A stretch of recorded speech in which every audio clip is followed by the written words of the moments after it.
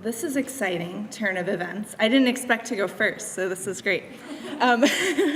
So we're adapting, flexing our adaptability muscles right off the bat. So I'm so happy to be here today. I'm so happy to start with gratitude. That felt really aligned with what Winona was sharing last night. Grow your jeans, eat your beef, and kelp is the new kale. Principles to create and sustain a climate beneficial economy. So I'm just going to dive in. So I'm from Sonoma, holding it down, Sonoma strong. And I wanted to start by presencing that one of the pieces for me that compels me to do this work is I've always been involved in the climate crisis, but it wasn't until October 9th, 10th of this year that I viscerally felt the climate crisis in my home county. So on the picture on the left there, that is my best friend Ariel at this site of what was previously her Airstream home at a nature preserve that she was living on, and there is no longer a trailer there because it was it's the Pepperwood Preserve, which 3,200 acres, 2,800 of which were burned in the fires. And then to the right there, that's my high school. That's where I went to high school, so it is. It's definitely something that. I was involved in. How many of you are involved in 350.org or know about 350.org, climate action organization that does incredible work, founded by Bill McKibben and student group at Middlebury College in Vermont. And I, in 2009, very involved and planted a permaculture food forest at Petaluma City Hall as an action for that 25,000 square feet of lawn transformed into a permaculture food forest at City Hall. So I've always been active in the climate movement, but this really brought it home for me. I work with a company called Lift Economy, and we're actually very, very interested in the next economy, very active in this realm. And we're a worker-owned consultancy whose mission is to create, model, and share a locally self-reliant, diverse, inclusive economy that works for the benefit of all life. And as Winona mentioned in her talk yesterday, we like to use the term next economy rather than new economy, because it really is lots of old principles that I'm just now learning about and really being exposed to the ecological economics that Dave Shaw mentioned. So we are a worker-owned impact consultancy. So what that means is we provide business consulting services to companies that prioritize essential human goods and services. So we're not looking at the next app. We're looking at food, water, shelter, ecosystem services, healthcare, transport. And this is our team. Because we're worker-owned, how many of you are familiar with a worker-owned cooperative model? Okay, so what I love about it is, for me personally, it's a way that I can kind of bring my full self to work every day and have equal decision making. So when we are on our partner calls and a decision needs to be made, no one person is hierarchically deciding the course or the direction of the organization or entity. We make proposals, we use consent-based decision-making as opposed to consensus, so if there is no dissent, the proposal moves forward. And we're expanding our team. So I wanted to crowdsource for a moment, because we heard a lot at the talk last night for those of you that were here. What is the next economy? Just throw out some ideas. What does that mean to you in your life, in your work? An economy that sequesters carbon. Ooh. Sustainable. Regenerative. Circular. Yeah. Just. Absolutely. Participatory. Think global, act local. Great. Yeah. Together. Ooh, I like that. Any other thoughts? Village. Oh, thank you. I think of like shifting from being a consumer to a citizen. Oh, yes, absolutely. Yeah, I have a little framework that I'll show in my slides. So I look at the next economy as all of that, and it keeps evolving every time I do a talk. Climate beneficial. For me, that means some of the numbers Winona threw up there yesterday, that we can keep our temperature from rising above 2 degrees Celsius, which is the atmosphere, the climate that we as the human species are habituated to. That it's providing really needed goods and services. You know, we're inundated by a lot of fluff, a lot of extra out there that's really not adding a lot, right? Where actually our gross national happiness is declining as GDP goes up.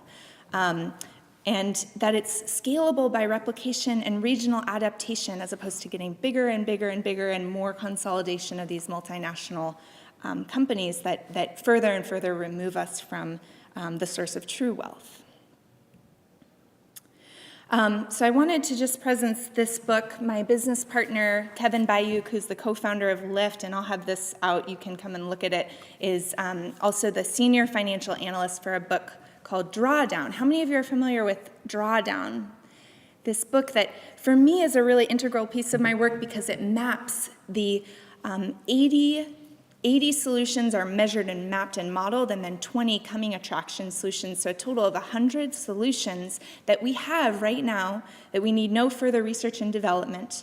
We know how to reverse global warming and actually draw down carbon out of our atmosphere, put it back in the places where it's most needed in our soils and our food webs. And some of the findings of Drawdown that you might not be aware of are that actually food as a sector, instead of energy, which would be where one might expect most of the findings to point to, food as a sector is actually the highest leverage point for addressing global warming.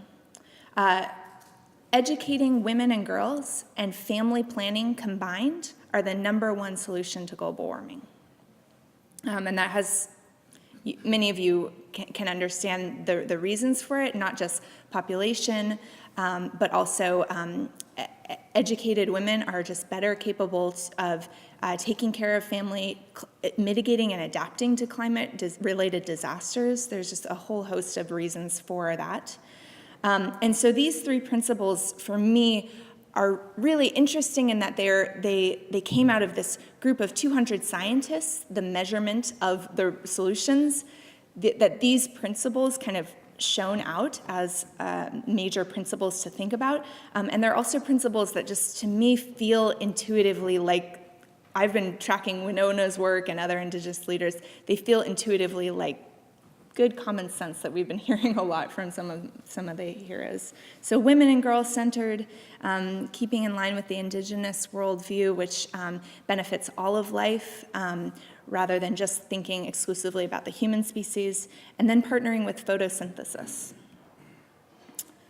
I'm going to come in front of the podium really quick, because I am actually wearing a aspiring climate beneficial outfit, I'll say. So my shirt is California grown cotton.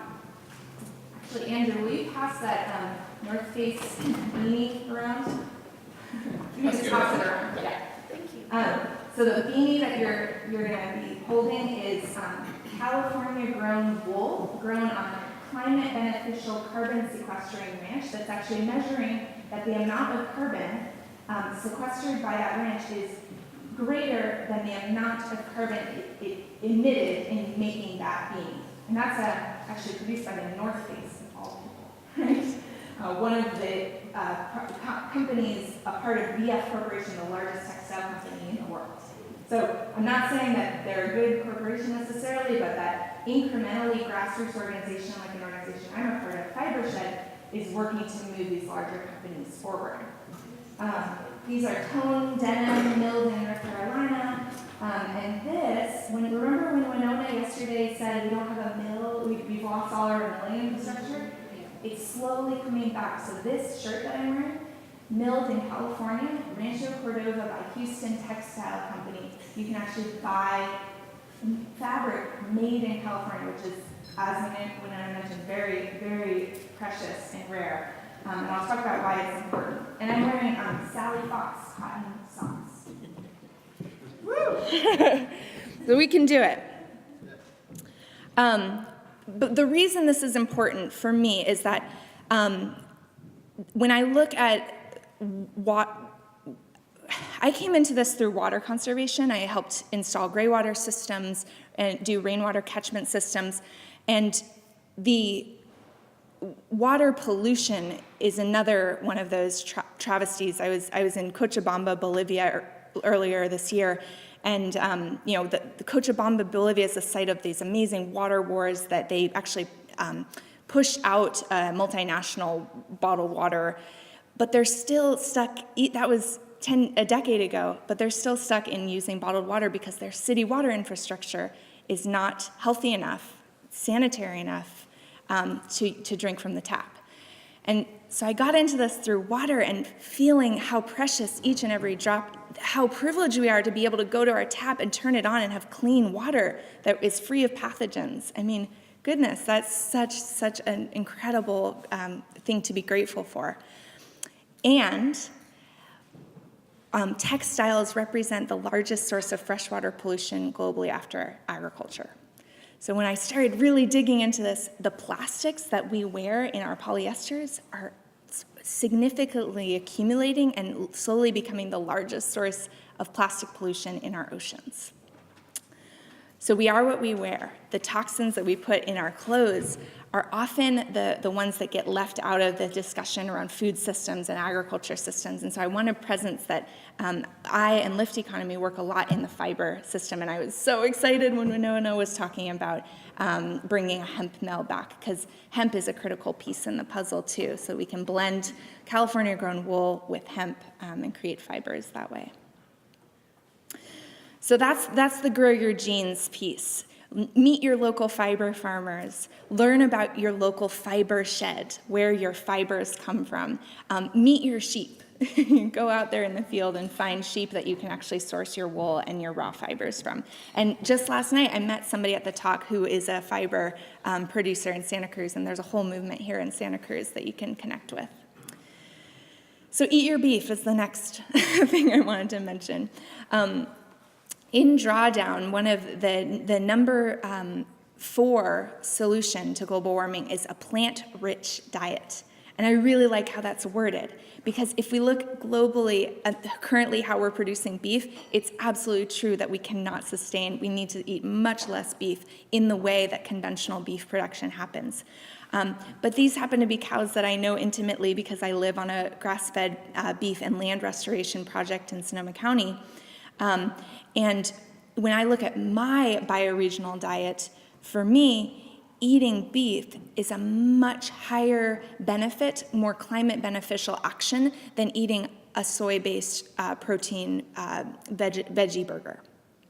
So for me, in my bioregion, eating beef can actually be a climate drawdown solution. And when we look at the drawdown solutions, managed grazing actually ranks as number 11 in terms of solutions to mitigate and draw down carbon, because grasslands are one of the largest ecotones, the largest ecotone on the planet. I think 47% of the global land mass, terrestrial land mass, is grassland.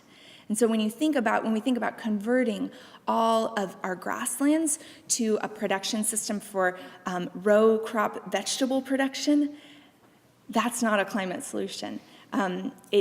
Every time you till that soil to produce vegetables, and my business partner likes to say, he's been to the organic carrot farm in Cayuma Valley. It is row after row after row of intensely cultivated, all that carbon oxidizing into the atmosphere to produce vegetables, right? So I like to say, instead of any sort of dogma, it's know where your food comes from. Talk to your farmer, and this is not new to you because you are all Santa Cruz avid farmers market goers. These are my housemates. That's Ariel Greenwood. She's my best friend and housemate, and she's the grazing manager for the property that we live on, which is almost 400 acres that she manages. Very, very sophisticated level of management so that the beef is actually a byproduct of grassland restoration. Okay, so now I want to talk about restorative oceans, because this is another piece of the puzzle. I think Winona gave a really great slide yesterday. This is your oceans on acid, right? And in Sonoma County, we just closed our abalone season permanently, indefinitely, because there are no more abalone. It is very, very hard to find abalone, and that's a symptom of the cascading effect of our oceans, which are suffering. They're suffering from 4 to 5 years of warmer ocean waters that came down through starting in about 2011, 2012. The warmer ocean waters killed off the starfish, so we lost a lot of our beautiful starfish species, and thus the urchins had no more predators, and so the urchin population has exploded and decimated the kelp forest. We've lost 94% of our kelp forests. Now, the good news is that kelp is one of those most resilient species. It's the sequoia of the sea. All you have to do to reinstate a kelp is clear the urchins out of the bottom, plop a kelp section this big, put a rock down, it will regrow, it will spore, and it will create it will come back if we reduce the urchin population. So as part of Lift Economies work, we're a part of field building to actually support entrepreneurs and enterprises that are working on restorative ocean economies, how to grow ocean farms in a way that brings back kelp forests, brings back a polyculture with oysters and clams and mussels. You can learn more on our website about this. I'm going to skip over this, but we're starting a small pilot around carbon sequestering houses. How do we rebuild after the fire using earthen building and straw to actually have the straw that sequester carbon in our buildings in a way that will be fire resilient and won't burn in the next fire?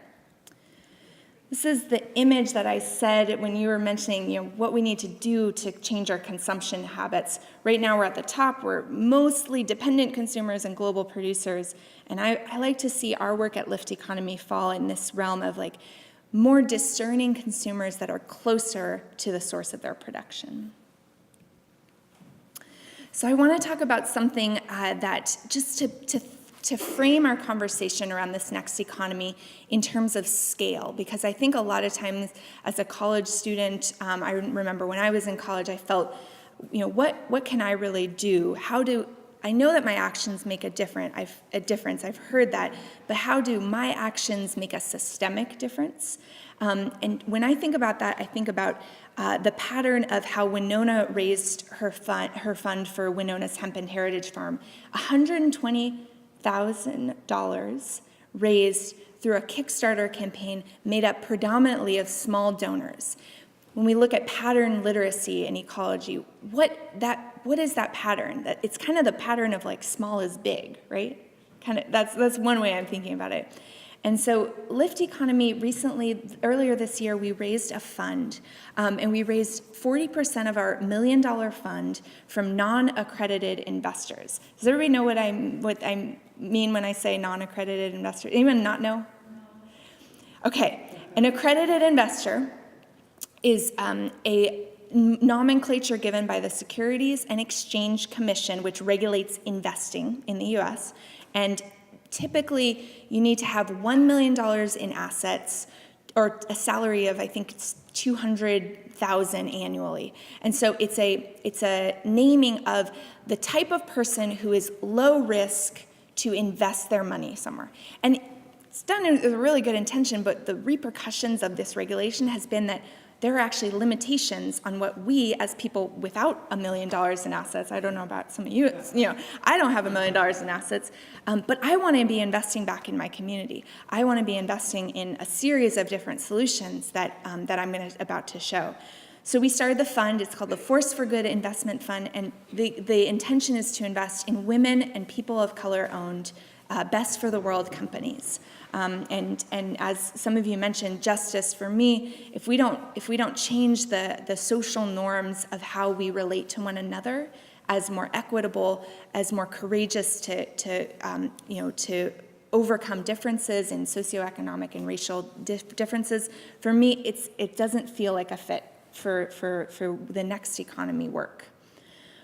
I'm going to skip over these, but we raised $401,000 from 104 investors. So some of the investments that we're making out of this fund, and my business partner Andrew may be touching on some of this as well, we are investing in a company called Tonka Resilient Agriculture, which if you know of Tonka Bar, this is a spinoff of Tonka Bar.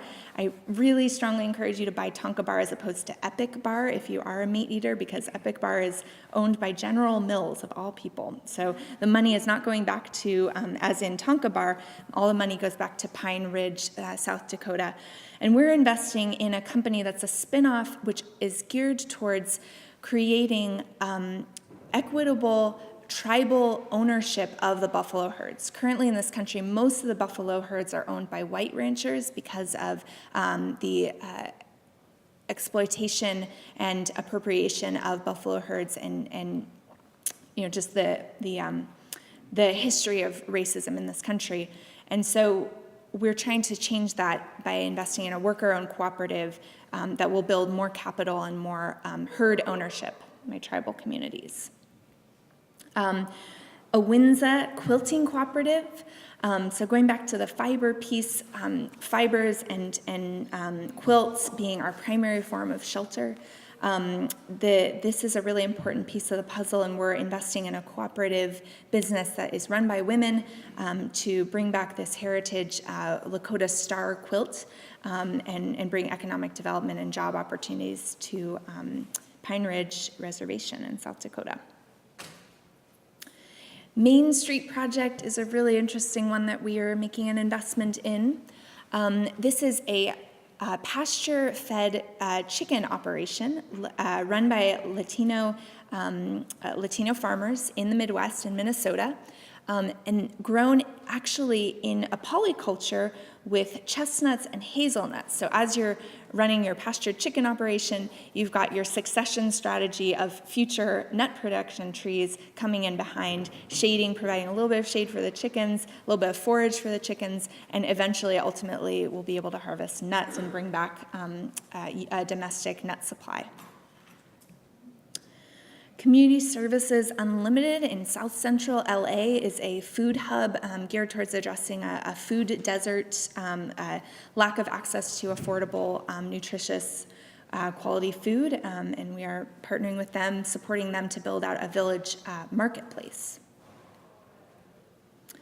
10 Power is a company in Haiti. It's actually based in California, but they do community-owned solar installations on water filtration plants in Haiti. So it's just one other of our investments. And last but not least, the Fiber Shed, the clothing that I showed you in the beginning of my talk, investing in an online marketplace that can expand the reach for these products that are grown in carbon sequestering ways from a land base, expand access for our consumers to reach those products and support those producers and hopefully enable more producers to become producers of climate beneficial goods. So our long-term vision with this fund is actually to do fund number 2 and continue this pattern and literally change the way that investment is perceived in this country.